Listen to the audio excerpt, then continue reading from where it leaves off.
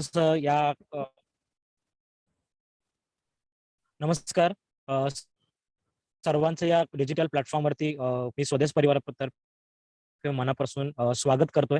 आजचं हे एक सेशन आपण तुमच्यासाठी घेऊन येत आहोत, कारण बऱ्याच वेळा आमच्याकडे मागणी येते किंवा बराचसा आपण ज्यावेळी तुमच्यासोबत संवाद साधण्याचा प्रयत्न केलेला आहे, त्यावेळी या संवादामधनं हे निदर्शनास आले की बराचसा मुलांचा कल जो आहे किंवा पालकांचा देखील कल जर बघितला तर तो स्पर्धा परीक्षा म्हणा किंवा पोलीस भरती असेल किंवा जे अजून आपण स्पर्धा परीक्षा निमित्तानं ज्या वेगवेगळ्या आपण ज्या स्पर्धा देतो ऍटलिस्ट त्यासाठी ओढ असलेलं दिसून येते. आणि मग याच्यासाठी आवश्यक असणारी जी तयारी आहे ती तयारी कशा पद्धतीनं केली गेली पाहिजे आणि मग यासाठी कोणत्या कोणत्या गोष्टी किंवा कोणत्या पुस्तकं वापरली गेली पाहिजेत, फिजिकल फिटनेस आपला कसा असला पाहिजे, अशा बऱ्याचशा गोष्टी आहेत की ज्या या स्पर्धा परीक्षेसाठी पूरक आपण आहेत अशा अर्थानं म्हणू. आणि हे जे ज्ञान जर आपल्या सोबत असेल किंवा जर स्पर्धा परीक्षेला मला जर सामोरं जायचं आहे, तर स्पर्धा परीक्षेला सामोरं जात असताना मला फक्त पुस्तकी ज्ञान असून उपयोगाचं नाहीये किंवा मला फक्त फिजिकल माझा फिटनेस असून उपयोगाचा नाहीये. तर बऱ्याचशा गोष्टी अशा आहेत ज्या गोष्टींचा नॉलेज किंवा ज्ञान मला जर असेल तर मी खऱ्या अर्थानं त्या स्पर्धा परीक्षेच्या युगामध्ये मी टिकू शकेन किंवा त्याच्यामध्ये यशस्वी होऊ शकेन. हे लक्षात घेऊन आम्ही तुमच्यासाठी अशी बरेचसे सत्र आणण्याचा प्रयत्न करतोय की जेणेकरून तुम्हाला त्या पद्धतीचं नॉलेज जे आहे ते नॉलेज मिळेल आणि त्या नॉलेजच्या धर्तीवरती तुमचं जे स्वप्न आहे ते स्वप्न स्पर्धा परीक्षेमध्ये यशस्वी होण्याचं असेल किंवा पोलीस भरती होण्याचं असेल किंवा देश सेवेसाठी अजून काहीतरी करण्याचा जो तुमचा मानस आहे तो मानस पूर्ण करण्याच्या हेतून आम्ही वेगवेगळे जे वक्ते असतील किंवा वेगवेगळे जे यशस्वी त्या क्षेत्रामध्ये ठरलेले जी लोक असतील त्यांना घेऊन येण्याचा प्रयत्न करतोय. आणि अशाच पैकी एक आपल्यासोबत आजचे गेस्ट आपले जोडले गेलेले आहेत, ज्यांचं ज्यांच्याविषयी बोलायचं झालं तर खऱ्या अर्थानं मी म्हणेन की एक देश सेवेचा वारसा लाभलेले असे आजचे वक्ते आहेत. घरापासूनच आपण ज्याला म्हणतो ते बाळ कडून मिळालेलं आहे. ज्यांचे वडील माजी सैनिक म्हणून ज्यांनी देश सेवा केलेली आहे, देशासाठी आपलं आयुष्य खर्च घातलेला आहे, अशा कुटुंबामधनं आलेली ही व्यक्ती आणि तुमच्या आमच्यासारखेच सामान्य जीवन जगलेल्या व्यक्तीनं कशा पद्धतीनं स्पर्धा परीक्षेच्या माध्यमातून आपण आपलं जे स्वप्न आहे ते स्वप्न पूर्ण केलेलं आहे. आणि आज एक वेगळी आपण टॅगलाईन म्हणू किंवा ज्या टॅगलाईनच्या अंडर हे काम करतायत की जे शेतकऱ्यांच्या मुलांसाठी, एक पाऊल शेतकऱ्यांच्या मुलांसाठी, अशा टॅगलाईनच्या अंडर जे कोल्हापूर जिल्ह्यामध्ये एक नावलौकिक आलेलं आहे अशा पद्धतीचं एक ज्याला पद म्हणू आपण, एक व्यक्ती म्हणू, जे आपल्यासोबत आज जोडले गेलेले आहेत. ते म्हणजे माननीय राजेंद्र गुरव सर, जे आज आपल्यासोबत आपल्या मागण्यांसाठी जोडलेले आहेत किंवा तुमचे जे प्रश्न आहेत त्या प्रश्नांचं निरसन करण्यासाठी जोडलेले आहेत.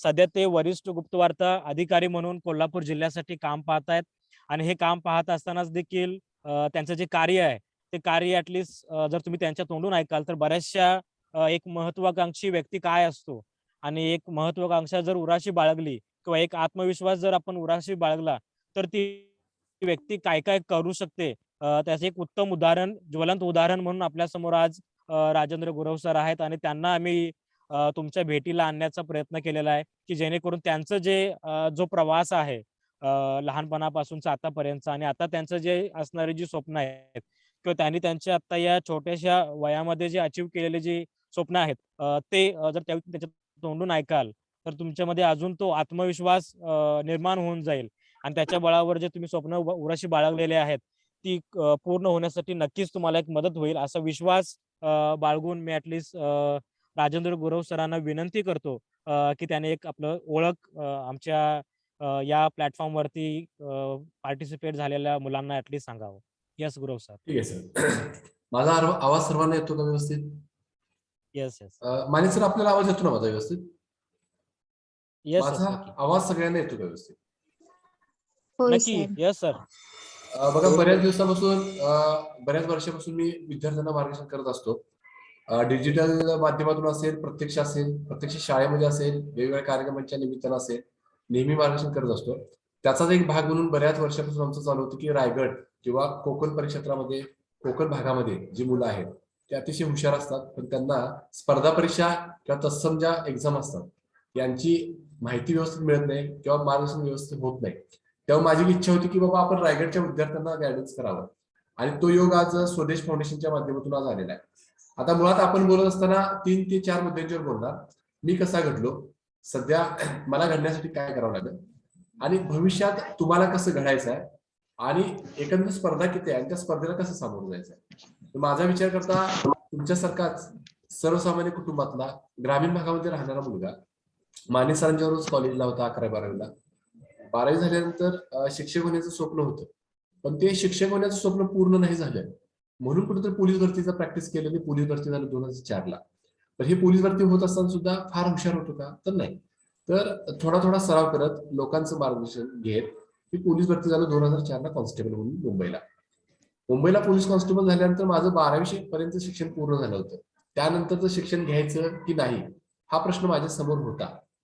पण शिक्षण जर थांबवलं तर भविष्यातल्या मोठ्या ज्या स्पर्धा परीक्षा आहेत किंवा भविष्यातलं मोठं करिअर हे थांबेल. म्हणून मी महाराष्ट्र मुक्त विद्यापीठ, यशवंतराव चव्हाण महाराष्ट्र मुक्त विद्यापीठाच्या माध्यमातून माझं नोकरीनंतरचं बीएचं एज्युकेशन हे चालूच ठेवलं. जे एज्युकेशन कॉलेजला न जाता मला करता येत होतं. मग नोकरी करत करत बीए ची परीक्षा देत गेलो. त्यातनं माझं 2008ला ग्रॅज्युएशन पूर्ण झालं मराठी आणि इतिहास या विषयातून. आणि महाराष्ट्र लोकसेवा आयोग किंवा केंद्रीय लोकसेवा आयोग किंवा कोणतीही स्पर्धा परीक्षा जर तुम्हाला पास व्हायचं असेल तर तुमच्याकडे पदवीचं शिक्षण असणं गरजेचं आहे किंवा पदवीच्या शेवटच्या वर्षाला तुम्ही असणं गरजेचे आहात. तर मी पदवीच्या शेवटच्या वर्षाला असताना जेव्हा जेव्हा परीक्षा निघत होत्या तेव्हा तेव्हा फॉर्म भरत गेलो, तेव्हा तेव्हा अभ्यास करत गेलो. आणि परीक्षा देतात असं जाणवलं की आपल्यामध्ये पोटेन्शियल आहे, आपली क्षमता आहे, पण आपण आणखी थोडासा प्रयत्न केला तर आपण परीक्षा पास होऊ शकतो. तर याचा प्रत्यय मला कधी आला, 2008ला अभ्यास करत असताना राज्य गुप्तवार्ता विभागाची सहाय्यक गुप्तवार्ता अधिकारी या पदाची एक परीक्षा निघाली होती. जी परीक्षा पूर्व परीक्षा, मुख्य परीक्षा, मुलाखत आणि फिजिकल ह्या 4 भागामध्ये वाटली होती. तर माझ्या बऱ्यापैकी 2005, 6, 7 ह्या ग्रॅज्युएशनच्या वर्षाबरोबर नोकरीत करत असलेल्या अभ्यासामुळे मी ती परीक्षा पास झालो. आणि 2008ला मला पोलीस कॉन्स्टेबल पदाचा मी राजीनामा देऊन 2009ला सहाय्यक गुप्तवार्ता अधिकारी या पदावर भिवंडी येथे मी जॉईन झालो. ही माझी गव्हर्नमेंट मधली किंवा सरकारी मधली दुसरी नोकरी, ज्यामध्ये मी कुणाला पैसे दिले नाहीत. ह्यासाठी मला कुणाचा वशिला लावा लागला नाही, आमदार, खासदार, मंत्री किंवा कोणत्याही तत्सम व्यक्तींचा. म्हणजे माझ्या स्वकर्तृत्वावर नोकरी करत मिळवलेली माझी दुसरी नोकरी. त्यानंतर माझं ध्येय होतं की आपल्याला पीएसआय व्हायचंय, डीवायएसपी व्हायचंय, आयएस व्हायचं, आयपीएस व्हायचंय. पण नोकरीतून वेळ मिळत नव्हता. जेवढा वेळ मिळतोय तेवढा मी सराव करत होतो. याच दरम्यान 2009ला मी एमपीएससीची परीक्षा दिली पीएसआयची. त्या पहिल्या परीक्षेमध्ये मला पूर्व परीक्षेलाच मी फेल झालो. फेल झालो म्हणून मी थांबलो का, तर अजिबात नाही. तर पुन्हा मी सराव करत गेलो. 2010ला पूर्व परीक्षा मी पास झालो, मेन्स एक्झाम मी फेल झालो. पुन्हा 2011ला पीएसआयची पूर्व परीक्षा मी पास झालो, मेन्स एक्झाम मी पास झालो. आणि त्यावेळी आमचं फिजिकल होतं 200 मार्काचं पीएसआयचं. आता फिजिकल 100 मार्काचं होतं. काही कधी बदलतात, काही कमी जास्त इव्हेंट होतात. तर ह्यावेळी पीएसआय चं फिजिकल 100 मार्काचं आहे. तर त्यावेळी 2004 पासून 2011 पर्यंत माझी दिनचर्या होती, वागणं, चालणं, बोलणं, खाणं, जे ह्या गोष्टी ज्या होत्या ह्या अगदी व्यवस्थित शरीर निसर्गाशी समरसाच्या होत्या. आणि नियमित व्यायाम करत असल्यामुळे फिजिकल फिटनेस सुद्धा चांगला असल्यामुळे पीएसआय फिजिकलच्या वेळी मला 2011ला 200 पैकी 200 मार्क मिळाले. आणि मला मुलाखतीला सुद्धा बोलका स्वभाव असल्यामुळे, यापूर्वी स्टेज डेव्हलपमेंट केल्यामुळे किंवा यापूर्वी शासकीय सेवेचा अनुभव असल्यामुळे मुलाखतीला चांगले मार्क पडले. आणि तिथेही माझं 1800 जागेमध्ये 61व्या रँकनं पीएसआय मधून सिलेक्शन झालं. अतिशय आनंद झाला होता की आता आपण पीएसआय झालो, मग आता सगळं आपण बंद करायचं का. तर माझा लढवया स्वभाव असल्यामुळे माझं पुढचं शिक्षण काही बंद केलं नाही. हे करत असताना सुद्धा मी माझं एमएचं शिक्षण पुढे चालू ठेवलं. आणि पीएसआय ट्रेनिंग सेंटरला नाशिक महाराष्ट्र पोलीस अकॅडमी येथे महाराष्ट्रातील सर्व पोलीस भरतीच्या जे अधिकारी असतात, डीवायएसपी असतात, पीएसआय असतात, यांचं प्रशिक्षण इथं चालतं. तिथं माझं 2012 ते 2013 या दरम्यान प्रशिक्षण चाललं. या प्रशिक्षण कालावधीमध्ये एकूण नाशिकला 1500 पीएसआय आणि सांगली, तासगाव इथे आमचेच बॅचचे 350 पीएसआय असे एकूण 1850 पीएसआय प्रशिक्षणासाठी होते. या प्रशिक्षणामध्ये ज्या विद्यार्थ्याला, ज्या कॅडेट्सला, ज्या पोलीस निरीक्षकाला परीक्षेमध्ये आउटडोर आणि इनडोरला जास्त मार्क पडतात, ज्याचा बिहेव चांगला असतो, त्याला best cadet of the batch नावाचा एक पुरस्कार दिला जातो, ज्याला मानाची तलवार दिली जाते. ती मानाची तलवार मिळवण्यासाठी सगळे पीएसआय प्रयत्न करत असतात. तसा मीही प्रयत्न करत होतो. सुरुवातीच्या दिवसापासून शेवटच्या दिवसापर्यंत वागणं चांगलं ठेवणे, त्याचबरोबर वर्तन चांगलं ठेवणे आणि इतर अभ्यास करत होतो. 1 वर्ष अतिशय ताकदीनं दिला आणि मित्रांनो तुम्हाला सांगायला अभिमान वाटतो की या 1818 PSI मध्ये मी फर्स्ट आलो आणि 1989 नंतर 2012ला मानाची तलवार कोल्हापूरला नावाचं जे शीर्षकानं पेपरला जाहिरात आली होती, ती मानाची तलवार मला मिळाली होती. आणि ही माझ्या कुटुंबाच्या दृष्टीनं, माझ्या दृष्टीनं, माझ्या मित्रांच्या दृष्टीनं आणि माझ्या जिल्ह्याच्या दृष्टीनं एक अभिमानाची गोष्ट होती. म्हणजे आपण ग्रामीण भागातला एखादा मुलगा ठरवलं तर काय करू शकतो याचं उदाहरण द्यायचं झालं तर मी. आता तुम्ही म्हणाल सर तुम्ही तर साधे PSI आहेत, बऱ्याचशा मोठमोठ्या पोस्ट असतात. तर माझं तुम्हाला हेच मत आहे की तुम्ही स्वप्न पाहताना मोठे स्वप्न पहा. मग ते IAS असेल, IPS असेल, PSI असेल, DYSP असेल, तहसीलदार असेल, नायब तहसीलदार असेल, काही असेल. इव्हन मी एखाद्याचं तुमचं स्वप्न बिझनेसमॅन होण्याचं सुद्धा असेल, ते सुद्धा तुम्ही पूर्ण करू शकता. पण तत्पूर्वी एक अट आहे की तुम्ही कष्ट केले पाहिजेत आणि तुमचा प्लॅन तयार पाहिजे. तुमचा जर प्लॅन तयार नसेल, तुमची त्यागाची जर वृत्ती नसेल, तर तुम्हाला हे तुम्हाला हे यश मिळणार नाही. त्यासाठी तुमचा प्लॅन फार महत्वाचा आहे. आपण जर आपल्या राज्याचा किंवा देशाचा जर आज विचार केला तर आपला देश सुद्धा आज अर्थसंकल्पीय अधिवेशन घेतो, अर्थसंकल्प मांडतो. म्हणजे पुढल्या वर्षी काय खर्च करायचा आहे, पुढल्या वर्षी किती येणं येणार आहे आपल्याला आणि किती देणं द्यावं लागणार आहे, याचा जसा अर्थसंकल्प मांडला जातो किंवा पंचवार्षिक योजनेच्या माध्यमातून पुढील 5 वर्षाचं नियोजन केलं जातं, तसं तुम्ही तुमच्या भविष्यातील जे तुम्हाला यश मिळवायचं आहे त्याचं नियोजन तुम्हाला आतापासून करावं लागेल.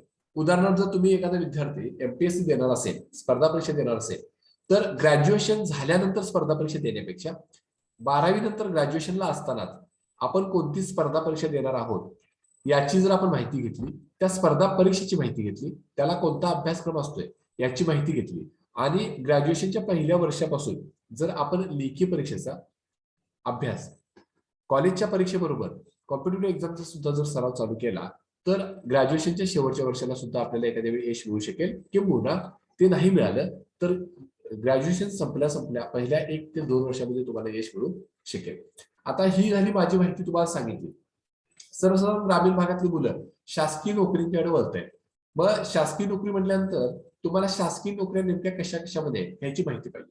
तर प्रथमतः मी तुम्हाला शासनाच्या कोणत्या सध्या नोकर भरत्या चालू आहेत आणि त्यासंबंधी काय अर्हता असते, पात्रता असते आणि आपण तिथे कुठे कमी पडतोय आणि आपल्याला काय करावं लागणार आहे याची माहिती सांगतो.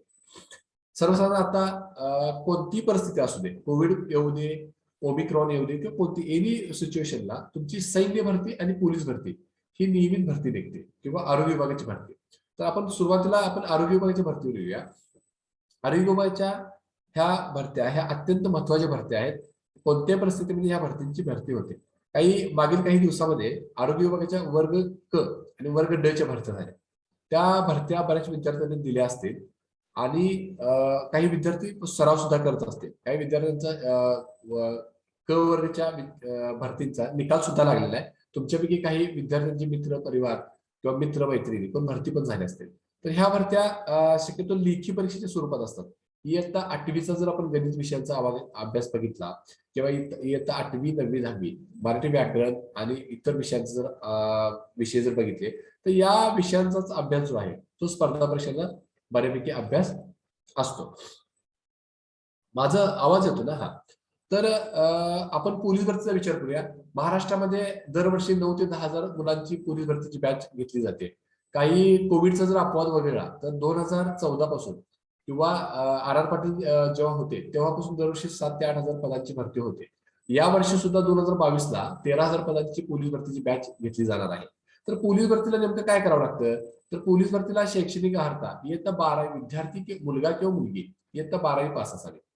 सर एखादा विद्यार्थी 12वी पास नसेल तर त्याला पोलीस भरती देता येते का? तर येते. तर कशी? तर तो विद्यार्थी यशवंतराव चव्हाण महाराष्ट्र मुक्त विद्यापीठाची 13वी इयत्ता पास असावा.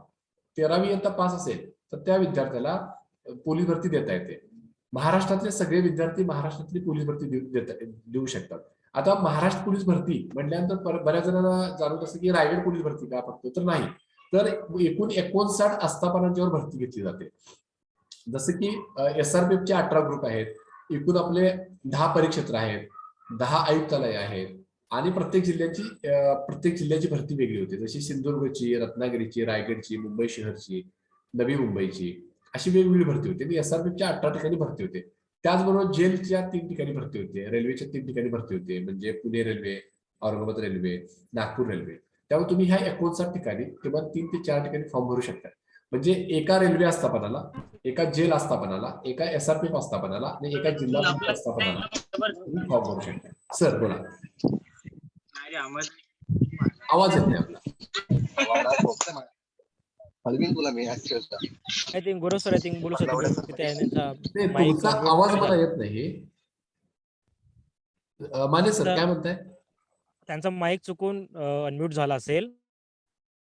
ओके, त्यांना काय प्रॉब्लेम नाही ना? तुम्ही कंटिन्यू करू शकता sir. Yes Okay. Yes yes. Police भरतीच्या याला तुम्हाला 4 ठिकाणी मुलांना फॉर्म भरता येतो आणि मुलींना 3 ठिकाणी फॉर्म येता येतो. म्हणजे जिल्हा पोलीसला 1, जिल्हा पोलीस जेल पोलीसला 1 आणि रेल्वे पोलीसला 1. गेल्या वर्षी महाराष्ट्र एसआरपी मध्ये पहिल्यांदा मुलींची एक बॅच चालू करायचं नियोजित आहे. त्यामुळे भविष्यात सुद्धा महिलांचा जो ग्रुप आहे एसआरपीचा त्याला महिलांना फॉर्म भरता येईल. म्हणजे हे झालं तुमची एसआरपी किंवा पोलीससाठी पात्रता. 12वी पास टक्केवारीची कोणती अट नाही. म्हणजे तुम्हाला 50% असावेत, 60% असावेत, इंग्लिशला एवढीच मार्क असावेत असं काही नाही. पोलीस भरतीला 2 गोष्टी फार महत्वाच्या आहेत. एक तर तुमची उंची फार महत्वाची आहे. शिक्षण उंची मुलींसाठी 155 सेंटीमीटर उंची असावी आणि मुलांसाठी 165 सेंटीमीटर उंची असावी. समजा एखादा विद्यार्थी खेळाडू आहे जो स्टेट लेवलला फर्स्ट, सेकंड किंवा थर्ड मध्ये त्यानं प्राइज मिळवलेला आहे किंवा नॅशनल खेळाडू आहे त्यानं फर्स्ट, सेकंड किंवा थर्ड प्राइज मिळवलेला आहे. अशा विद्यार्थ्याला उंचीमध्ये 2.5 सेंटीमीटरची सवलत आहे. म्हणजे एखादी मुलगी खेळाडू असेल तर तिला 152.5 सेंटीमीटर उंची असेल तरी तिला खेळाडू या कोट्यातून 5% आरक्षण असतं त्यामधून चान्स मिळेल. आणि एखादा विद्यार्थी 162.5 पेक्षा जास्त उंची असेल तर त्याला खेळाडू या कोट्यातून पोलीस भरतीसाठी चान्स मिळू शकतो. त्यानंतर आता डॉक्युमेंट कोणते लागतात तर सर्वसाधारण तो महाराष्ट्राचा रहिवासी असावा. म्हणजे तुमचं महाराष्ट्राचा रहिवासी असलेलं डोमिसाइल सर्टिफिकेट तुमच्याकडे असणं फार गरजेचं आहे. त्याचबरोबर तुमच्याकडे 10वी आणि 12वीचे मार्क लिस्ट आणि बोर्ड सर्टिफिकेट असणं फार गरजेचं आहे. एखादा विद्यार्थी SC, ST, NT, SBC किंवा एखाद्या तत्सम कास्टचा जर असेल आणि तो जर त्या जातीचा फायदा घेणार असेल, जातीच्या आरक्षणाचा फायदा घेणार असेल तर त्या जातीचं जात प्रमाणपत्र असणं आवश्यक आहे. ते पडताळणी केलं नसेल तर ते पडताळणी करून घेणं गरजेचं आहे. नसेल तर तुम्ही जेव्हा मध्ये येतात तेव्हा पहिल्या वर्षी जॉईन झाल्यानंतर 1 वर्ष तुम्हाला ती पडताळणी करून घ्यावी लागते. अशा पद्धतीने डॉक्युमेंट्स असतात. आता जी मुलं सीमा भागातले जसं महाराष्ट्र आणि कर्नाटकमध्ये काही सीमा भाग येतो या सीमा भागातल्या विद्यार्थ्यांना सुद्धा महाराष्ट्र शासनाच्या सगळ्या परीक्षा देता येतात.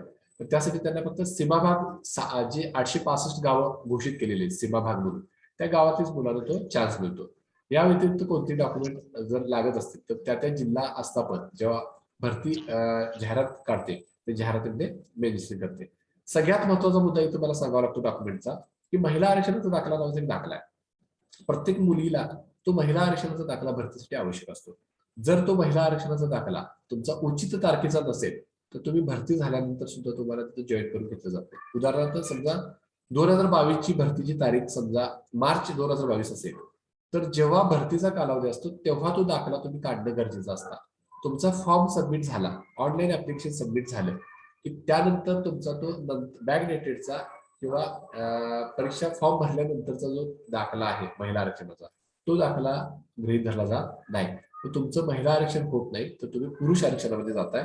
आणि मुलींचं आणि मुलांचं जे मेरिट आहे त्यामध्ये फार डिफरन्स आहे. मुलांचं मेरिट थोडंसं जास्त लागतं, मुलींचं मेरिट थोडंसं कमी लागतं मुलांच्या पेक्षा.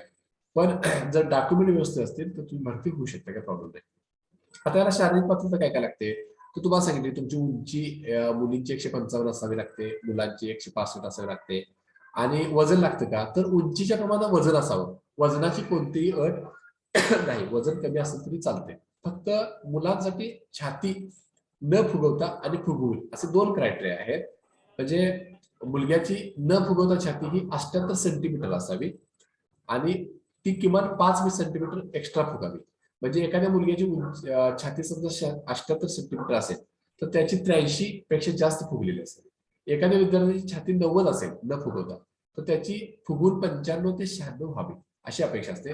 तुमची छाती 78 पेक्षा जास्त आहे पण तुम्हाला फुगून 5 सेंटीमीटर जर फुगवता आली नाही तर तुम्ही शारीरिक क्षमतेमधून अपात्र ठरताय, तुम्हाला पुढील इव्हेंटसाठी चान्स मिळत नाही.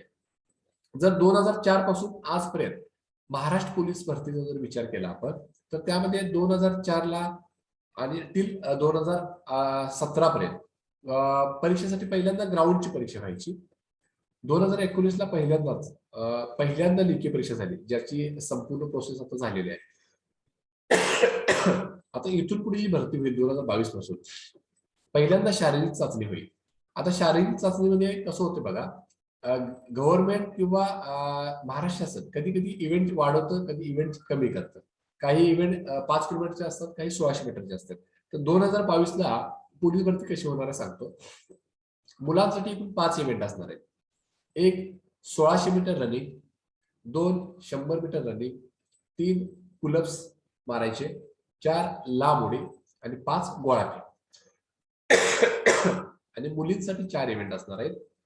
एक 800 मीटर रनिंग, 2 100 मीटर रनिंग, 3 लांब उडी, 4 गोळाफेक. ह्या प्रत्येक 4 इव्हेंटला 25 25 25 25 असे 100 मार्क असणार. आणि मुलांच्या 5 इव्हेंटला 20 20 20 20 20 असे 5 इव्हेंटला 100 मार्क असणार. आता या 100 मार्कापैकी तुम्हाला किती मार्क पडायला पाहिजे, त्यावर तुमचं लेखीसाठी क्वालिफाय, तुम्ही लेखीसाठी क्वालिफाय व्हाल असं हे आहे तुमचा प्रश्न असेल. तर एकूण एखाद्या आस्थापनावर किती जागा असतात त्याच्या 15 पट मुलं लेखी परीक्षेसाठी क्वालिफाय केली जातात. उदाहरणार्थ सांगतो, रायगड जिल्ह्यामध्ये पोलीस भरतीच्या 100 जागा असतील, तर ग्राउंडसाठी आलेल्या एकूण 10 20 30 40 हजार जेवढे अर्ज आहेत त्यापैकी 1500 मुलांना चान्स दिला जातो लेखी परीक्षेसाठी. म्हणजे एका जागेस 15 मुलांना पास केलं जातं ग्राउंड परीक्षेला. आणि त्यानंतर त्या 1500 पैकी एका जागेसाठी एक विद्यार्थी निवडला जातो. म्हणजे कसं, लेखी ग्राउंडचे मार्क आणि लेखी परीक्षेचे मार्क किती पडतात त्यावर तुमचं मेरिट ठरतं. म्हणजे ग्राउंडला जर तुम्ही 70 मार्काला क्वालिफाय झालात तर तुम्हाला लेखीला 100 पैकी किती मार्क पडतात बघतात. आणि ग्राउंडचे मार्क आणि लेखीचे मार्क हे एकत्रित करून हे फायनल मेरिट लावलं जातं आरक्षणाप्रमाणे. म्हणजे ओपनचे किती जागा आहेत, ओबीसीच्या किती जागा आहेत, एससीच्या किती जागा आहेत, एसटीच्या किती जागा आहेत, त्या प्रमाणात मेरिट लावलं जातं. आणि प्रत्येक कास्ट आरक्षणानुसार जेव्हा मेरिट लावतात तेव्हा वेटिंगसाठी 2-3 मुलं ठेवली जातात. आणि भरतीची जी प्रोसेस आहे पूर्ण पारदर्शक आहे. आता ही भरती कधी निघते, केव्हा निघते, तुम्हाला कसं समजणार? सर्वसाधारण महाराष्ट्रामध्ये पोलीस भरती कधी निघते ही स्थानिक वर्तमानपत्रामध्ये आपल्याला माहिती मिळते. आणि तुम्ही वेगवेगळ्या कोचिंग क्लासेसच्या माध्यमातून किंवा वर्तमानपत्र वाचत असाल किंवा जी भरतीची सराव करणारी मुलं आहेत त्यांच्या माध्यमातून ही माहिती घेऊ शकताय की भरती कधी निघते. भरती निघाल्यानंतर तुम्ही ऑनलाईन ऍप्लिकेशन करायचं. ऑनलाईन ऍप्लिकेशन केल्यानंतर भरतीचे फिजिकलची तारीख कधी आहे, जे हॉल तिकीट आहे तुमच्या ईमेल आयडीवर येतं, ते तुम्ही डाउनलोड करून घेऊ शकताय. तुम्हाला केव्हा बोलवलेलं आहे याची संपूर्ण प्रोसेस त्या हॉल तिकीटवर दिलेली असते. किंवा ज्या आस्थापनेवर आपण फॉर्म भरलेला आहे त्या आस्थापना त्यांचा संपर्क क्रमांक आपल्याला देते. त्या संपर्क क्रमांकावर आपण संपर्क करून आपण भरतीची माहिती, भरतीची आपली तारीख किंवा इतर कोणती अडचण असेल तर हेल्पलाईन नंबर असतो, त्यावर आपण भरतीची माहिती घेऊ शकतो. एकंदरीत अशी प्रोसेस असते. भरतीची फायनल मेरिट लागल्यानंतर म्हणजे ग्राउंडचे मार्क आणि लेखीचे मार्क हे एकत्रित करून ज्या मुलांना जास्त मार्क पडलेले असतात त्यांची मेरिट लिस्ट लावतात. मेरिट लिस्ट लावल्यानंतर तुमचं जर तिथं फायनल सिलेक्शन झालं असेल तर तुमच्या जिल्ह्याच्या सामान्य रुग्णालय म्हणजे सीपीआर, आमच्याकडे कोल्हापूरला सीपीआर म्हणतात, तुमच्या जिल्हा रुग्णालयामध्ये तुमची मेडिकल चाचणी होते.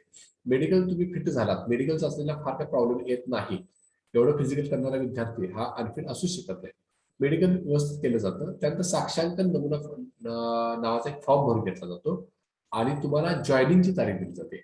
सुरुवातीला तुम्हाला तुमच्या जिल्हा आस्थापनेवर तुम्ही जिथे फॉर्म भरलेला आहात त्या ठिकाणी जॉईन करून घेतलं जातं. आणि त्यानंतर मात्र तुम्हाला महाराष्ट्रातल्या एकूण 9 प्रशिक्षण केंद्र आहेत, पोलीस प्रशिक्षण केंद्र. त्यामध्ये एक सांगलीचं तुळशी आहे, मुंबईचं मरोळ पीटीएस आहे, जालना, नागपूर, औरंगाबाद अशा वेगवेगळ्या ठिकाणी प्रशिक्षण केंद्र आहेत. त्या ठिकाणी तुम्हाला 9 महिन्याचे 1 वर्ष, या 9 महिने ते 1 वर्ष या प्रशिक्षणासाठी पोलीस भरतीचं प्रशिक्षण देण्यासाठी पाठवलं जातं. जेव्हा तुम्ही पोलीस भरतीच्या प्रशिक्षणाला जाताय तेव्हा तुम्हाला पूर्ण पगार दिला जातो. 1 महिन्यानंतर तुमच्या खात्यामध्ये तुम्हाला पगार दिला जातो. आणि त्या दरम्यान तुमचं 1 वर्षाचं प्रशिक्षण पूर्ण करून आल्यानंतर तुम्ही तुमच्या जिल्ह्यामध्ये रुजू होऊ शकताय. आता एखादा विद्यार्थी दुसऱ्या तुमच्या जिल्ह्यापेक्षा बाहेरच्या जिल्ह्यामध्ये समजा भरती झाला, उदाहरणार्थ रायगडचा मुलगा ठाणे जिल्ह्यामध्ये भरती झाला, तर त्याला रायगडमध्ये केव्हा बदली होऊन देता येते, तर 5 वर्ष पूर्ण झाल्यानंतर त्याला जिल्हा परिषदेसाठी अर्ज द्यावा लागतो आणि त्यानंतर त्याची बदली होऊ शकते. किंवा 5 वर्षापूर्वी जर तुम्हाला यायचं असेल तर एखाद्या मेडिकल कारण जर असेल, तुमच्या फॅमिलीचा प्रॉब्लेम असेल, तर मेडिकल रिझर्व सुद्धा तुम्ही बदली होऊन येऊ शकता. एकंदरीत पोलीस भरतीची ही माहिती आहे. आता ह्या माहिती संबंधी तुमच्या काही शंका असतील तर आपण सेशनच्या शेवटी पोलीस भरतीच्या शंका आपण रुपारे सर, पोलीस भरती काही संबंधी काही शंका असतील तर आपण सेशनच्या शेवटी घेऊया. आता मी तुम्हाला सांगतो आर्मी भरती संबंधी थोडीशी माहिती. आर्मी भरतीचं साधारण वयाची अट आहे की 18 वर्षापासून 21 वर्षापर्यंत, म्हणजे 17.5 वर्ष पूर्ण झाले की तुम्ही फॉर्म भरू शकता आणि भरती देऊ शकता 21 वर्षापर्यंत. आर्मीची भरती कशी असते, प्रत्येक जिल्ह्यांना एक एआरओ बीआरओ वाटून दिलेला आहे. आर्मीची भरती दरवर्षी होते. पण आर्मीची भरती आणि पोलीस भरतीमध्ये थोडासा डिफरन्स आहे मित्रांनो. पोलीस भरतीला ग्राउंडला एका जागेस 15 घेतले जातात, तसे आर्मी भरतीचा क्रायटेरिया नाही. आर्मी भरतीला तुम्हाला पहिल्यांदा 1600 मीटर रनिंग घेतली जाते आणि या 1600 मीटर रनिंग मध्ये तुम्ही 5 मिनिटे 10 सेकंदाच्या आत जर आलात तर तुम्हाला पर्चीच वाटप केले जातात. म्हणजे पहिली पर्ची, दुसरी पर्ची, तिसरी पर्ची, हे ग्रुप घेतले जातात, एक्सलंट, मीडियम आणि लोएस्ट. 5-10च्या आत आलेल्या विद्यार्थ्याला रनिंग मध्ये पास केलं जातं. त्यानंतर त्या विद्यार्थ्याला फिजिकलचे 2-3 इव्हेंट असतात, म्हणजे टेढा बॅलन्स एक असतो, पुलर्स मारायचे असतात आणि 9 फीट डीच असतो. तो पास झाल्यानंतर तुमची डॉक्युमेंट व्हेरिफिकेशन होते आणि तुम्हाला मेडिकलसाठी पाठवलं जाते. आर्मीचं मेडिकल थोडंसं पोलीस मेडिकल पेक्षा थोडंसं हार्ड आहे. तुम्हाला भारतीय सैन्य दलामध्ये वेगवेगळ्या ठिकाणी काम करावं लागतं. तुमची शारीरिक काठिण्य पातळी जी आहे, शारीरिक क्षमता ही अतिशय ताऊन सुलागून बघावं लागते. त्यामुळं तुम्हाला मोठा आजार नसावा अशी अपेक्षा आर्मी रिक्रुटमेंटची असते. कारण तुमचं हार्ड मेडिकल होतं. मेडिकलमध्ये तुमचा समजा तुम्ही पास झाला तर तुम्हाला लेखी परीक्षेसाठी रिकमेंड केलं जातं. समजा लेखी परीक्षा मेडिकल परीक्षेमध्ये तुम्हाला एखादा पॉईंट दिला, तुमच्या हाताला सर्दी आहे किंवा एखादा मेजर पॉईंट दिला, तर तुम्हाला त्यावर आर्मी मेडिकल जे कमांड हॉस्पिटल वगैरे आहेत किंवा इतर जे खडकीचं हॉस्पिटल आहे तिथं रिमेडिकलसाठी पॉईंट दिला जातो. तर तुम्ही तुमच्या दाढा जर कमी जास्त असतील, किडलेले असतील किंवा सिमेंट भरायचं बाकी असेल तर ते पूर्ण करून तुमचं पुन्हा मेडिकल पूर्ण करू शकताय. आणि जर खडकी किंवा कमांड हॉस्पिटलला तुम्ही मेडिकल फिट झाला तर तुम्ही पुन्हा लेखी परीक्षेसाठी पात्र होऊ शकताय. आता आर्मीची लेखी परीक्षा ही हिंदी भाषेतून असते. म्हणजे जशी महाराष्ट्राच्या कोणत्याही जागेची भरती जर असेल ही मराठी भाषेतून होते, तर आर्मीची ही परीक्षा जी आहे ही हिंदी आणि इंग्लिश या 2 भाषेतून होते. तुम्ही हिंदीमधून ती परीक्षा देऊ शकता. तर 50 प्रश्न असतात. यामध्ये गणित, बुद्धिमत्ता, जनरल नॉलेज आणि इतर जे आपले शाळेचे विषय आहेत, राज्यशास्त्र, इतिहास, भूगोल, याच विषयांचे 50 प्रश्न असतात. एका प्रश्नाला अंदाजे 2 मार्क असतात. एकूण 100 मार्काची परीक्षा आहे. ग्राउंडचे 100 मार्क आणि लेखीचे 100 मार्क यांची एकत्रित मेरिट लावून आर्मीचं मेरिट लावलं जाते. आता आर्मीमध्ये वेगवेगळ्या परीक्षा होतात. म्हणजे जीडी, सोल्जर जीडी साठी वेगळी परीक्षा होते, सोल्जर टेक्निकल साठी वेगळी परीक्षा होते, सोल्जर क्लार्क साठी वेगळी परीक्षा होते. म्हणजे तुमचं वय जर 17.5 ते 21 असेल तर तुम्ही सोल्जर आर्मीच्या सगळ्या एक्झाम देऊ शकताय. फक्त 12वी सायन्स असलेले विद्यार्थी हा क्लार्क, त्यानंतर टेक्निकलची एक्झाम देऊ शकतो. 12वी आर्ट्सचा विद्यार्थी टेक्निकलची एक्झाम देऊ शकत नाही, तो क्लार्कची एक्झाम देऊ शकतो. त्यानंतर 10वी पास असणारे विद्यार्थी हे आर्मीची जनरल ड्युटी जे जीडी जे जवान होतो ती एक्झाम देऊ शकतात. आर्मी मेडिकल कोर्सच्या काही वेगळ्या एक्झाम असतात. त्यासाठी तुमचं 12वीला बायो विषय असावा लागतो आणि जर तुमचं मॅथमॅटिक्स असेल तर तुम्हाला सगळ्या एक्झाम देता येतात. पण बायो ग्रुप जर स्पेसिफिक ठेवला तर तुम्हाला नर्सिंग असिस्टंट नावाच्या पोस्टसाठी ऍप्लिकेशन करता येते. आता इथे महत्वाचा मुद्दा बघा, आर्मी भरतीमध्ये नर्सिंग असिस्टंट, स्टोअर्स कीपर्स, क्लेरिकलच्या ह्या जागा खूप कमी असतात ऍज कम्पेअर सोल्जर जीडी. म्हणजे जीडीच्या जर 500 असतील तर त्या 5-10 असतात. त्यामुळे कॉम्पिटिशन त्यांचं हाय असतं आणि यांचं जे मेरिट आहे ते ऑल इंडिया मेरिट असतं आणि जीडीचं जे मेरिट असतं हे त्या भरतीपुरतं मर्यादित असते. त्यामुळे जर एखाद्याला भरती व्हायचं असेल आर्मीमध्ये, जर एखाद्या पदाची फार अपेक्षा नसेल, मला गव्हर्नमेंट जॉब पाहिजे असेल असं जर त्याला वाटत असेल तर तो आर्मीची जीडीची एक्झाम देऊ शकतो. अशा पद्धतीने आर्मीचं आहे. आता बऱ्याच विद्यार्थ्यांना आर्मी आणि पोलीस भरती व्यतिरिक्त इतर परीक्षा माहितीच नसतात. म्हणजे स्टाफ सिलेक्शनच्या माध्यमातून होणाऱ्या ज्या एक्झाम आहेत ह्या दरवर्षी स्टाफ सिलेक्शनच्या माध्यमातून फार मोठ्या प्रमाणात भरत्या होतात. उदाहरण घ्यायचं झालं तर दरवर्षी 90,000 ते 80,000 ऑल इंडिया लेवलवर स्टाफ सिलेक्शनची भरती घेतली जाते. मग स्टाफ सिलेक्शनच्या भरतीमध्ये नेमके कोणत्या कोणत्या पोस्ट असतात? तर स्टाफ सिलेक्शनच्या भरतीमध्ये साधारण बघा, सीआरपीएफ आहे, सीआयएसएफ आहे, आसाम रायफल आहे, एसएसपी आहे, एनआयए आहे, आयटीबीपी आहे, म्हणजे या बऱ्याच बीएसएफ आहे, सीआयएसएफ आहे. 9 ते 10 प्रकारचे पोस्ट आहेत. आणि ही परीक्षा सुद्धा खूपच अतिशय चांगल्या पद्धतीची असते. म्हणजे सुरुवातीला लेखी परीक्षा असते 100 मार्काची. ही लेखी परीक्षा पास झाल्यानंतर तुमची ग्राउंड 100 मार्काची परीक्षा होते. पण ही ग्राउंडची परीक्षा जी आहे ही क्वालिफाईंग एक्झाम, म्हणजे स्टाफ सिलेक्शनच्या एक्झामला तुम्ही जर लेखी परीक्षेला चांगले मार्क काढले तर तुमचं ग्राउंड क्वालिफाईंग जर झाला तर तुमचं फायनल सिलेक्शन होऊ शकतो. मेडिकल सुद्धा नॉर्मल असतं, काय अडचण नाही. फक्त लेखी स्टाफ सिलेक्शन एक्झामचं एक गोष्ट महत्वाची आहे, याची जी प्रोसेस आहे, एक्झाम प्रोसेस आहे, ही थोडीशी स्लो आहे. म्हणजे 1 ते 1.25 वर्षाचा कालावधीला लागतो. पण एक चांगली गोष्ट यामध्ये हे आहे की तुम्हाला तुमच्या आवडीचं क्षेत्र निवडता येते. उदाहरणार्थ यामध्ये ज्या 9 ते 10 प्रकारचे पोस्ट असतात त्या मार्कावरून डिवाइड केला जातो.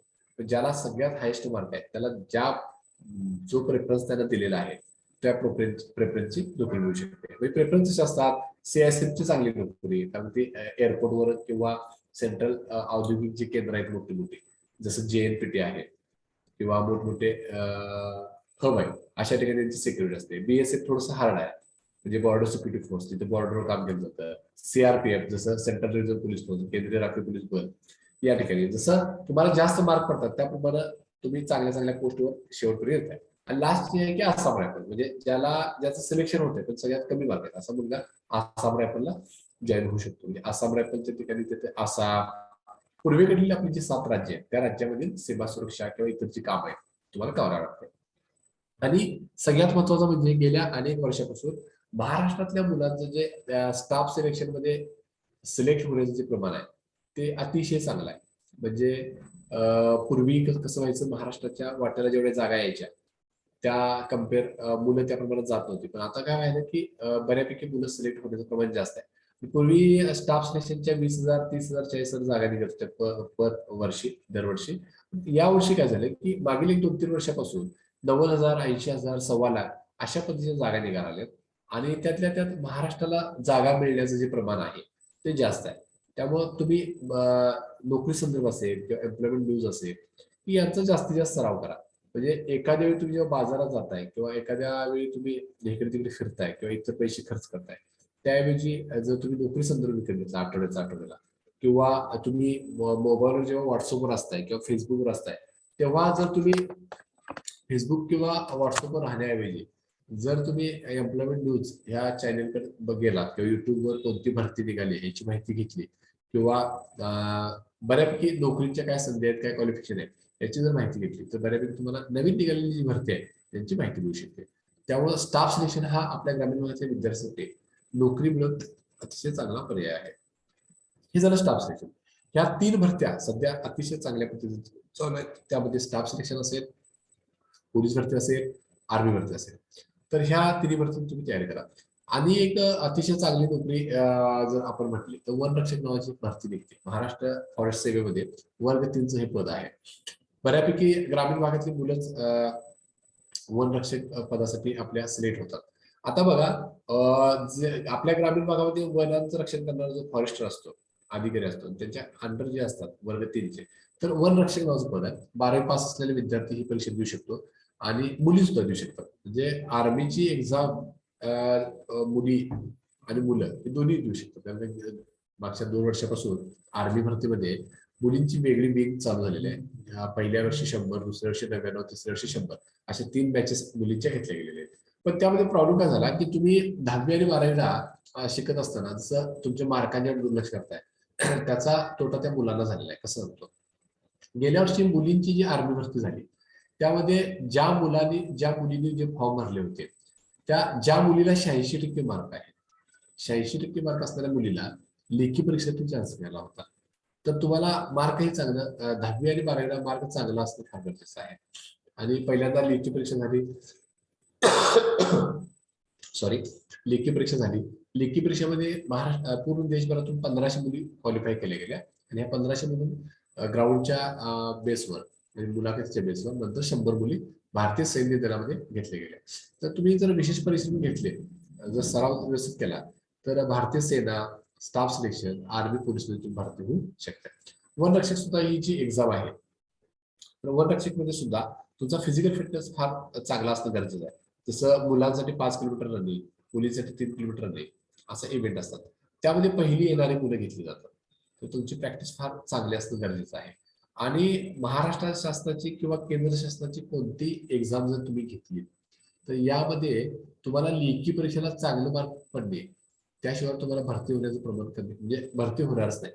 तर तुमचा लेखी परीक्षेचा सराव फार महत्वाचा आहे. आता लेखी परीक्षेचा सराव करायचा म्हणजे काय, सारखा अभ्यास करायचा का, तर अजिबात नाही.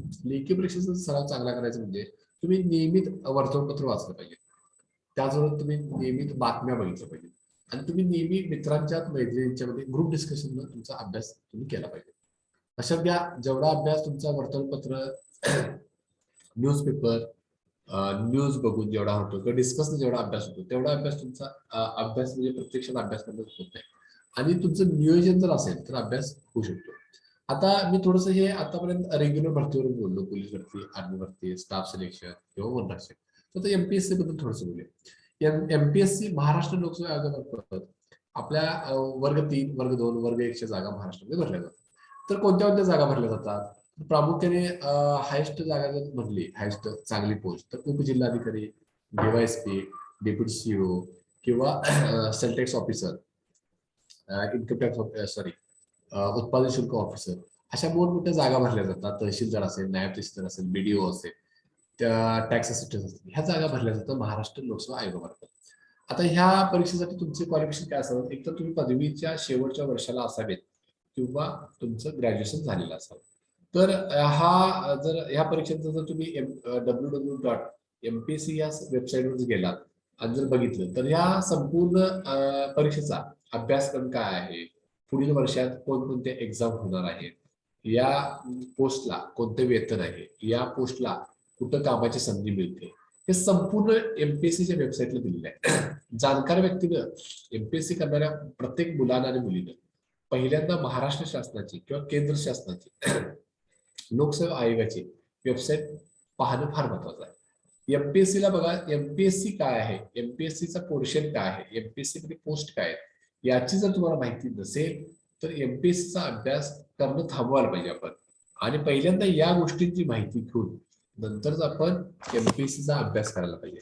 आता एमपीएससी पास होण्यासाठी फार हुशार असावं लागतं का, फार श्रीमंत असावं लागतं का, किंवा शहरातच राहायला पाहिजे असं आहे का, तर अजिबात नाही.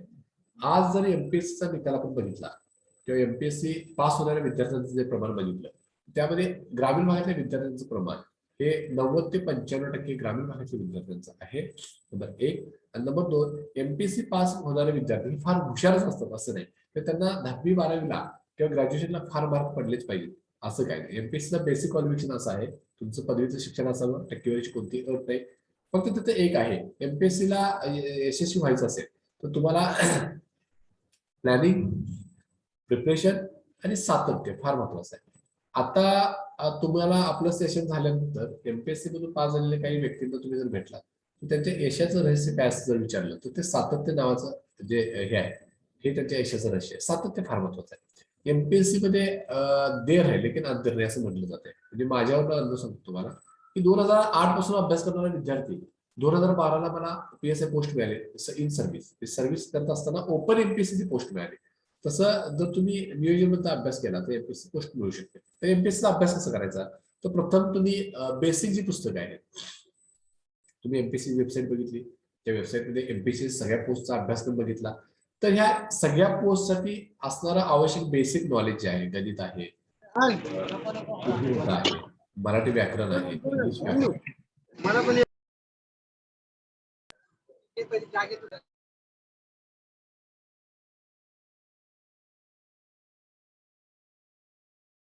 खरंच तुमचा आवाज येत नाही, म्यूट झालाय.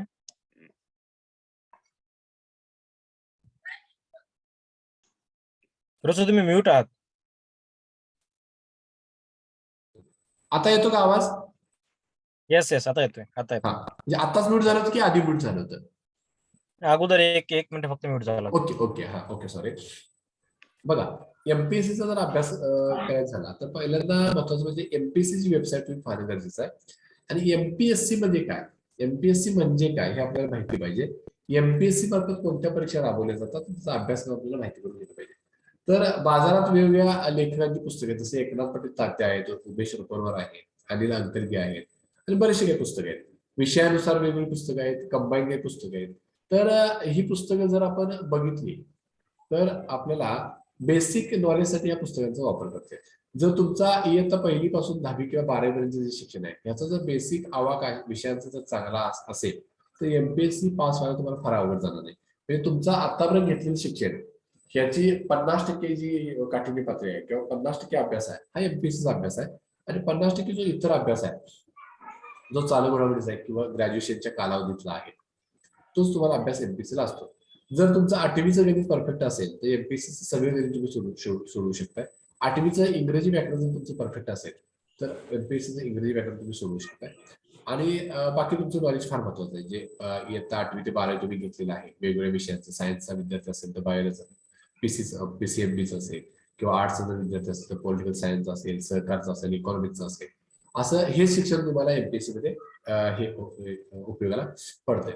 फक्त एमपीएससी मध्ये कसं तुम्ही नेहमी सराव करणं गरजेचं आहे, जास्तीत जास्त वेळ अभ्यास करणं गरजेचं आहे. स्पेसिफिक किती वेळ अभ्यास करावा हे मी तुम्हाला सांगणार नाही. म्हणजे 6 तास करावा, 10 तास करावा, 20 तास करावा काही गरजेचं नाही. स्पेसिफिक 3-4 तास जर तुम्ही व्यवस्थित अभ्यास केला प्लॅनिंग तर तुम्ही एमपीएससी एखादी परीक्षा पास शकताय. त्यासाठी अट अशी आहे की तुम्ही एमपीएससीचा अभ्यास करत असताना महाराष्ट्र शासनाची किंवा केंद्र शासनाच्या निघणाऱ्या सरळ सेवेचे जे एक्झाम आहेत त्या सगळ्या एक्झाम तुम्ही दिल्या पाहिजे.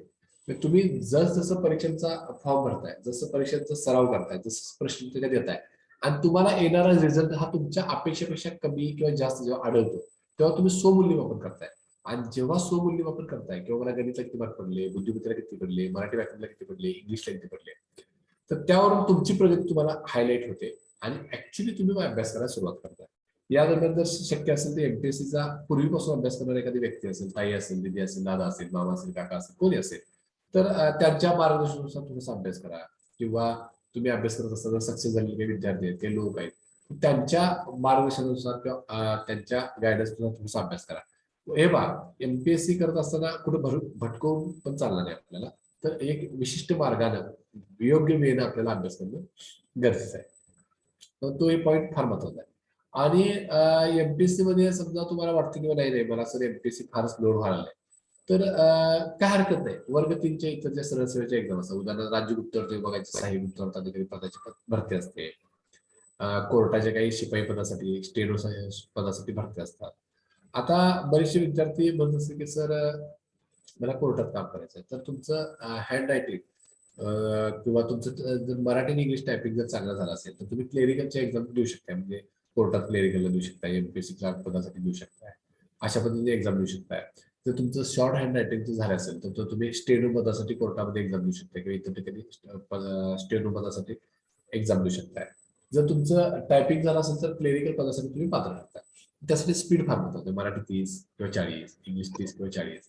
त्यानंतर सगळ्यात बेसिक महत्वाचं म्हणजे तुम्ही भविष्यात गव्हर्नमेंट सर्वंट होणार असाल तर तुम्हाला कम्प्युटरचा एखादा कोर्स पूर्ण करून घेणे गरजेचं आहे. म्हणजे CCC असेल किंवा MSCIT असेल, तो असल्याशिवाय तुमची जॉईनिंग होत नाही. हा बेसिक कोर्स तुम्ही करून घेणं फार गरजेचं आहे. आता एमपीएससी मध्ये जर तुम्ही अधिकारी झाला, एमपीएससीच्या माध्यमातून जर तुम्ही अधिकारी झाला तर मात्र तुमची समाजामध्ये चांगली क्रेज राहते, तुम्हाला सामाजिक काम करता येतं. पण त्यासाठी तुम्हाला एमपीएससी पहिल्यांदा पदरचना माहिती करून घेणं गरजेचं आहे. आता काही मुलांना हे की पीएसआयची परीक्षा एमपीएससी मार्फत होते की कशी होते, तर एमपीएससी मार्फत पीएसआयची परीक्षा होते, डीवायएसपीची परीक्षा होते. एसपी म्हणून जे पद असतं आपल्या जिल्ह्यामध्ये त्याच्यापैकी केंद्रीय लोकसेवा आयोगामार्फत परीक्षा होते, आयपीएस म्हणतात त्यांना, केंद्रीय सेवेमार्फत ते निवडले जातात. आता बघा एमपीएससी मध्ये काही क्लिनिकल पदासाठी किंवा ज्यामध्ये फिजिकलचा इव्हेंट नसतो, उदाहरणार्थ एमपीएससी मध्ये 3 अशी पदं आहेत त्यामध्ये फिजिकल फार महत्वाचं, म्हणजे पीएसआय एक आहे, एक्साइज पीएसआय एक आहे आणि डीवायएसपी एक आहे. या 3 पदांसाठी फिजिकल क्रायटेरिया फार महत्वाचा, म्हणजे उंची, मुलांसाठी चेस्ट, मुलींसाठी उंची. आणि इतर परीक्षांसाठी अपंग मुलगा किंवा अपंग व्यक्ती सुद्धा त्यांच्या अपंग कोट्यातून 3%, 2%, 1% अशा ज्या जागा असतात त्यामधून सिलेक्ट होऊ शकतो. एखादा अपंग विद्यार्थी सुद्धा उपजिल्हाधिकारी, तहसीलदार किंवा ह्या 3 सांगितलेल्या पोस्ट बाकीच्या पोस्टमध्ये जर जागा असतील तर तिथे भरती होऊ शकतात. एखाद्याला हात नसेल तर तो एमपीएससी पास होऊ शकतो, एखाद्याला डोळा नसेल तर तो एमपीएससी पास होऊ शकतो, पोस्ट होऊ शकतो, क्लासरूम ऑफिसर होऊ शकतो. म्हणजे ज्याला जो अपंग आहे अशा विद्यार्थ्यांना म्हणायचं नाही की मला एमपीएससी पास होता येईल की नाही. आणि जो विद्यार्थी गरीब आहे, म्हणजे मी मुद्दाम हे वापरतोय गरीब गरीब गरीब. ग्रामीण भागातल्या विद्यार्थ्यांना थोडा न्यूनगंड आहे की मी ग्रामीण भागातला विद्यार्थी आहे, मी गरीब आहे. बघा, एमपीएससी अभ्यास किंवा कॉम्पिटेटिव्ह एक्झामचा अभ्यास गरीब श्रीमंत असं कोणी बघत नाही. जो अभ्यास करेल तो पास होईल या तत्वावर एमपीएससीचा अभ्यास चालतो. तेव्हा तुम्ही गरीब असा किंवा श्रीमंत असा, ग्रामीण असा किंवा शहरी असा, त्याचा आणि एमपीएससी किंवा कॉम्पिटेटिव्ह एक्झामचा कोणताही संबंध राहत नाही. तर तुम्ही अभ्यास करून एमपीएससी पास होऊ शकता. ग्रामीण भागातील विद्यार्थी सुद्धा एमपीएससी पास झालेले आहेत. आज ही एमपीएससी मध्ये पास झालेले विद्यार्थ्यांचे जे प्रमाण आहे ते ग्रामीण भागातील विद्यार्थ्यांचं जास्त प्रमाणात आहे. आता हे झाले शासकीय नोकरीच्या विषयी गुरव थोडंसं. सर. हा, या. बोला मला yes sir. Sir, I think मला वाटते आपल्याकडे आपले 5 मिनिटं आहेत. सो मला वाटतं अजून आपण त्यांचे क्वेश्चन आन्सर आपण जर घेतले तर अजून खूप चांगल्या पद्धतीनं घेऊन जाईल. जे चालेल. आपण जास्तीत जास्त त्यांना परीक्षा आणि यांचं माहिती देण्याचा प्रयत्न केलेला आहे. सो चालतंय. मला सर, मग वाटते आता ज्या की अजून त्यांचे विद्यार्थ्यांना काही ज्या विद्यार्थ्यांना पोलीस भरती, आर्मी भरती, स्टाफ सिलेक्शन भरती आणि एमपीएससी या संबंधी काही शंका असेल तर 1 बाय 1 मला ओरली विचारलं तरी मी त्यांच्या शंकेचं निरसन करेन. काय प्रॉब्लेम. नक्की नक्की. सो तुम्हाला आतापर्यंत सरांनी खूप छान मार्गदर्शन केलेलं आहे की कशा पद्धतीनं स्पर्धा परीक्षांना सामोरे गेलं पाहिजे किंवा स्पर्धा परीक्षेला सामोरे जात असताना कोणत्या पद्धतीचं प्रिपरेशन केलं गेलं पाहिजे, कशा पद्धतीचा सिलेबस असतो आणि मग त्याला ते जर यशस्वी व्हायचे असेल तर त्याची काय पात्रता ऍटलिस्ट आहे, या गोष्टी सांगण्याचा प्रयत्न केलेला आहे. सो मला वाटते आतापर्यंत आपण ज्या गोष्टी सरांच्याकडून ऐकलेल्या आहेत, जे मार्गदर्शन ऐकलेलं आहे त्याच्यावरती काही शंका जर असतील तर आपण ते घेण्याचा प्रयत्न करूया. काही तुम्ही अनम्यूट करून बोलू शकाल किंवा मग चॅटमध्ये लिहिलं तरी पण चालेल. येस. काही शंका आहेत आतापर्यंत आपण जो भाग सरांनी आपल्याला सांगितलेला आहे, जो मार्गदर्शन केलेलं आहे त्याच्यावरती? संतोष सावंत हात वर केलेला आहे, त्यात संतोषला काय अडचण आहे का? आय थिंक मे बी त्यांच्याकडून तो चुकून झालेला हॅलो. असेल स्टार्टिंग पासून. येस संतोष. हा सर, एमपीएससी मी एक्झाम करतोय. मला पुस्तकं वगैरे व नियोजन वगैरे कसं करायचं? वय माझं आता 26 आहे सर. ओके. संतोष, तुमचा प्रश्न आहे की तुम्ही एमपीएससी ची एक्झाम देताय आणि तुम्हाला पुस्तकं आणि इतर नियोजन कसं करायचं, बरोबर ना? हा. हे पहा, आता तुम्ही एमपीएससी ची परीक्षा देताय. पहिल्यांदा तुम्ही एमपीएससी वेबसाईट बघून एमपीएससीचा तुम्ही जी एक्झाम देताय त्याचा अभ्यासक्रम काय ते पहा, बरोबर? आणि त्यानुसार तुम्हाला मराठी, इंग्लिश, गणित, बुद्धिमत्ता आणि इतर विषयांची पुस्तकं घ्यावी लागतील. तर तुम्ही मराठीसाठी मोरा वाळंब्यांचं पुस्तक वापरू शकताय, बुद्धिमत्तेसाठी अनिल अंकलजींचं पुस्तक वापरू शकताय, गणितसाठी पंडित राणेंचं पुस्तक वापरू शकताय. आणि ह्या सगळ्या विषयांचं कंबाईन तुम्ही जर स्टडी सर्कलचं किंवा एकनाथ पाटील तात्यांचा जर ठोकळा घेतला मोठा तर तो सुद्धा तुम्हाला उपयोगाला पडू शकतो. जर तुम्हाला शक्य असेल तर नवनीत प्रकाशनाचं सामान्य ज्ञान नावाचं एक मोठं पुस्तक असतं.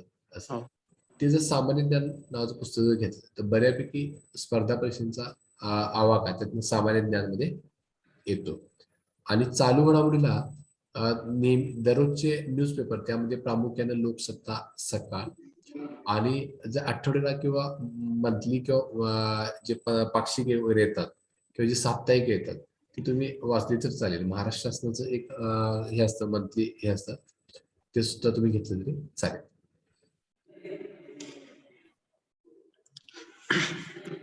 हा सर, वय किती लागतं सर? वय आता एमपीएससीची वयाची अट आता मध्ये थोडी वाढवली होती, पण साधारण तुमचं एमपीएससीचं वय 21च्या पुढे असावं. 21 ते 38 की 34, थोडस वेबसाईटवर आपण चेक करा. मी सध्या अपडेट नाही त्या बाबतीत, पण कास्टनुसार वेगळं असतं. ओपनच्या विद्यार्थ्यांना 32 ते 34 पर्यंत आहे आणि कास्टच्या विद्यार्थ्यांना ओबीसीना 3 वर्ष वाढ आहे, एससी एसटीना 5 वर्ष वाढ आहे. साधारण 38 वर्षापासून असावं असं मला वाटतं. तर मी एसटी मधले महादेव कोळी समाज एसटी. हा, तर मला काय एक्झाम वगैरे किती देऊ शकतो असं काय, आणि मेरिट किती? तुम्ही एसटी कॅन्डिडेट आहात का? हा. तुम्हाला सांगतो, पोलीस भरतीमध्ये ओपनच्या विद्यार्थ्यांना 28 वर्षापर्यंत हे आहे आणि त्यानंतर 5 वर्ष तुम्हाला, म्हणजे 33 वर्षापर्यंत तुम्ही पोलीस भरती देऊ शकता. एमपीसी मध्ये किती मेरिट लागतं तरी पोलीस? एमपीसीचं प्रत्येक पोस्टचं मेरिट वेगवेगळं असतं. आता परवा कंबाईनचा निकाल लागला पूर्व परीक्षेचा, तर 48 मार्काला क्लोज झाला 100 पैकी ते. हा. तर कसं असतं, मेरिट विद्यार्थी किती बसलेत, एकूण व्हॅकन्सीज किती आहेत आणि पेपरची काठिण्य पातळी काय आहे यावरती मेरिट डिपेंड असतं. जर तुम्हाला मेरिट बघायचं असेल तर प्रिव्हियस 3-4 इयरचं तुम्ही एमपीसी वेबसाईटवर तुम्हाला मेरिट सुद्धा मिळेल, किंवा जी बाजारात पुस्तक घेतात त्यामध्ये सुद्धा तुम्हाला मागच्या 3-4 वर्षाची मेरिट तुम्हाला बघायला मिळते पोस्ट वाईज. हा.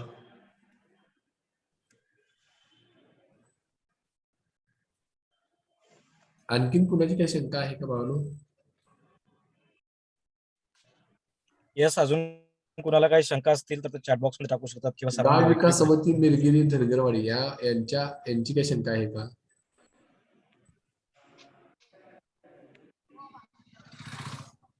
नाही, मला वाटतं त्यांनी फक्त सांगितले की ते कुठून जॉईन झालेले आहेत, तर त्यांची शंका नाही दिसत. बऱ्यापैकी सर 59 म्हणजे हायेस्ट आकडातला 59 ते 60 पर्यंत जॉईन झालेले आहेत.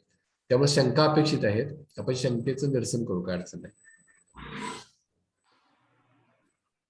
एक तर आपण समजू की तुम्हाला सगळ्याच गोष्टी समजलेल्या आहेत, काहीच शंका नाहीये. नाहीतर मग सरांनी जे मार्गदर्शन केलं ते थोडं म्हणजे काठीण्य पातळीचं असं वाटतंय का? कारण हे सेशन आपण तुमच्यासाठी घेऊन आलेलो आहोत की जेणेकरून तुमचं यातून कसं तुम्हाला बेनिफिट होऊन जाईल आणि चांगल्या पद्धतीनं एक मार्गदर्शन तुम्हाला होऊन जाईल. तुम्हाला यशस्वी होण्यासाठी तुम्ही ज्या स्पर्धा परीक्षा द्यावी इच्छित आहे त्याच्यासाठी तुम्हाला लाभ होईल त्याचा. या हेतून आपण या सेशनकडे बघतोय. नाही, आपला उपक्रम खूप चांगला आहे. Yes. जेव्हा आम्ही एमपीएससीचा किंवा बाकी सरावर होतो तेव्हा या प्रकारे जर मार्गदर्शन जर मिळालं असतं तर थोडंसं आधीच आम्हाला पोस्ट मिळाली असती. मार्गदर्शनाअभावी खूप अडचणी होतात आणि म्हणजे स्वदेश फाउंडेशनचा उपक्रम एवढा सुंदर आहे की या 59 पैकी काही जणांनी जरी घेतलं तर त्यातलं सक्सेस जरी 1-2-4 विद्यार्थी झाले तरी हा आजचा आपला प्रोग्राम म्हणजे यशस्वी झाल्यासारखा होईल माझ्या सर, असं मला वाटतं. नक्की, नक्की. खूप आता मला चांगलं वाटतं सर गुरु सर ऍक्च्युली जसं तुम्ही आमच्या विद्यार्थ्यांना म्हणजे कसं सांगू शकाल की त्यांनी अभ्यास काय केला पाहिजे किंवा काय टेक्निक्स यूज केला पाहिजे? किती वेळ त्यांनी फिजिकलसाठी दिला पाहिजे? किती वेळ त्यांनी लेखी परीक्षेचा सराव केला गेला पाहिजे? सांगतो सर. तुम्ही कसं कसं केलं होतं? आहे, शारीरिक तंदुरुस्ती जर चांगली असेल तर माणूस मेंटली सुद्धा चांगला राहतो. म्हणजे आज आता माझी तब्येत हे आहे, म्हणजे थोडी बिघडलेली आहे, तर मग मेंटली स्ट्रॉंग असल्यामुळे आजचं लेक्चर मी घेतलेलं आहे. तसं तुम्ही प्रत्येक विद्यार्थ्यांनी एमपीएससीचा विद्यार्थी काय करतो चूक, नुसता अभ्यास अभ्यास अभ्यास करत जातो. तसं न करता थोडंसं व्यायाम वगैरे केला नियमित आणि आहाराच्या बाबतीत जर थोडंसं पथ्य पाळलं तर चांगलं आरोग्य जर असेल तर आपल्याला हे पण चांगलं होतं, म्हणजे बुद्धी पण आपली चांगली राहते आणि स्टॅमिना वाढतो, सकारात्मकता वाढते. जर कंटिन्यू नुसता अभ्यासच करत असेल तर बाकी सकारात्मकता वाढत नाही. व्यायाम नेहमी फार गरजेचा आहे, मित्रांच्याच राहणं खेळणं फार गरजेचं आहे. पण टाइम टेबल शिवाय नियोजनाशिवाय काही शक्य होणार नाही. एमपीएससी ही नियोजनावर चालते.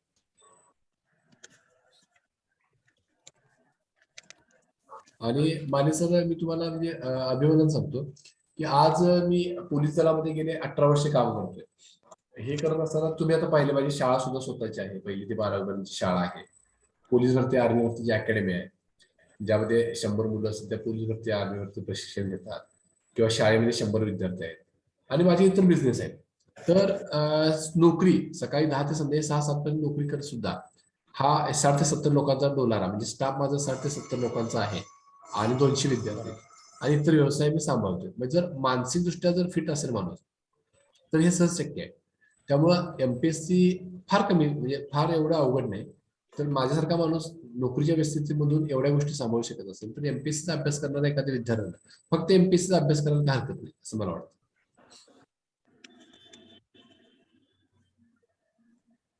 अगदी बरोबर सर. म्हणजे एखादा आपला जर विश्वास असेल आणि म्हणजे आपण जर तो एक महत्वाकांक्षा आपण उराशी जर बाळगली तर बऱ्याचशा गोष्टी आपल्याला साध्य करता येतात. तो ते ध्येय उराशी बाळगणं गरजेचं आहे आणि त्या ध्येयासाठी आपण पाठपुरावा करणं तितकंच महत्त्वाचं आहे. तेच ना सर. सो मला वाटतं आपण शेवटाकडे जाऊया सेशनच्या. हा, बऱ्याच जणांचं आपण आता आय थिंक शंकांचं निरसन झालं असेल किंवा अपेक्षा करतो की त्यांनी सर्वांना ऍटलिस्ट आजचं सेशन आवडलं असेल, बरीचशी माहिती याच्यामधनं मिळाली असेल आणि त्या माहितीच्या आधारे ते त्यांची जी स्पर्धा परीक्षेची तयारी आहे ती तयारी पुढे चालू ठेवतील आणि नक्कीच आपण अशा पद्धतीचे सेशन्स अजून पुढे आणण्याचा प्रयत्न करू की जेणेकरून तुम्हाला एक चांगल्या पद्धतीची दिशा मिळून जाईल. बरोबर. मला वाटतं आणि अनुभव या भविष्यात आपल्याला काय लागलं तर आपण आहे मार्गदर्शनासाठी कधी आहे सर. नक्की नक्की नक्की. आणि एमपीसीसी सो अनु हम हाँ यस संतोष हा सर. काय Hello. तुमचा क्वेश्चन आहे? काय नाही sir. Yes yes yes okay thank you. So चालेल आपण थांबूया का सर माली सर इथे. येस गुरु सर आपण शेवटाकडे जाऊया. येस सुजित. ओके ओके तर आपण सर क्लोज करतोय ना सेशन. बोला sir. Okay okay okay thank you Rajendra sir join झाल्याबद्दल आणि माहिती दिल्याबद्दल. Okay sir. आणि सगळ्यांना धन्यवाद जॉईन झाल्याबद्दल सेशनला. आणि ह्याचं रेकॉर्डिंग तर आपण युट्यूब वरती येणारच आहेत, तर ते लिंक ही तुम्ही नंतर बघू शकता ज्यांना गरज असेल. हे लिंक आपले कोऑर्डिनेटर सोबत VDC आपले जिथे VDCs आहे सगळ्यांना हे लिंक ही भेटणार. पुन्हा एकदा धन्यवाद सगळ्यांना जॉईन झाल्याबद्दल. अजून काही माहिती पाहिजे असेल तर आम्हाला रिच आउट करू शकता किंवा कोऑर्डिनेटरला रिच आउट तुम्ही करू शकता आणि अजूनही माहिती घेऊ शकता. सगळ्यांना धन्यवाद. आता आपण थँक्यू सर. Okay thank you. या thank you Rajendra. Thank you Rajendra sir once again. या काय म्हणता sir. So much. Yes Thank you thank you once so again, much sir. म्हटलं तुमचा thank you मौल्यवान very असा much. वेळ No दिल्याबद्दल आणि खूप छान मार्गदर्शन केल्याबद्दल no thank you so problem. Much. आणि अजून काही असे जर म्हणजे लोकांच्याकडून रिक्वायरमेंट येस येस नक्कीच आम्ही तुमच्यापर्यंत केव्हाही येण्याचा आपण मला Yeah. प्रॉब्लेम नाही. Okay thank you. Thank you so much. सर्वांना धन्यवाद. या थँक्यू.